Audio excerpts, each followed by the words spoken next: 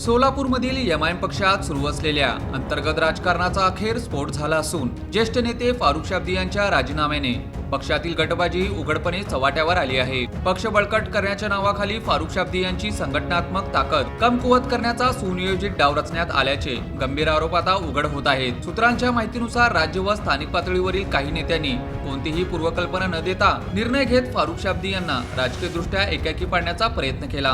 पक्षांतर्गत नियुक्त्या, जबाबदाऱ्यांमध्ये बदल आणि निर्णय प्रक्रियेतून जाणीवपूर्वक डावलणे हे सर्व फारुख शाब्दी यांचा प्रभाव संपवण्यासाठीच करण्यात आल्याची चर्चा कार्यकर्त्यांमध्ये सुरू आहे। फारुख शाब्दी यांच्या राजीनाम्यानंतर शेकडो नव्हे तर हजारो कार्यकर्ते शाब्दी यांच्या निवासस्थानी जमा झाले। यामुळे यांच्या जनाधाराचे स्पष्ट दर्शन घडले। मात्र एवढा मोठा पाठिंबा असतानाही पक्ष नेतृत्वाने त्यांना विश्वासात न घेता अंतर्गत कट कारस्थानाला खतपाणी घातल्याचा आरोप होत आहे। पक्ष बळकट करण्यासाठी ज्येष्ठांचा अनुभव वापरण्याऐवजी एमआयएम पक्षाने नेतृत्वाने गटबाजीला प्राधान्य दिले असा संतप्त सूर स्थानिक कार्यकर्त्यांमध्ये उमटत आहे। याच अंतर्गत कलहाला कंटाळून फारुख शाब्दी यांनी तडकाफडकी राजीनामा दिला अशी माहिती समोर येत आहे।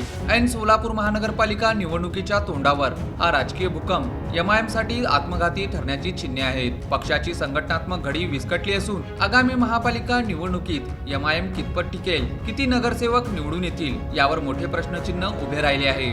या गंभीर घडामोडींवर राज्य व राष्ट्रीय नेतृत्व मौन बाळगणार की खुलासा करणार हा प्रश्न आता सोलापूरच्या राजकारणात केंद्रस्थानी आला आहे। एक गोष्ट मात्र स्पष्ट आहे, एमआयएमला हादरवणारा हा धक्का बाहेरून नव्हे तर आतूनच बसला आहे।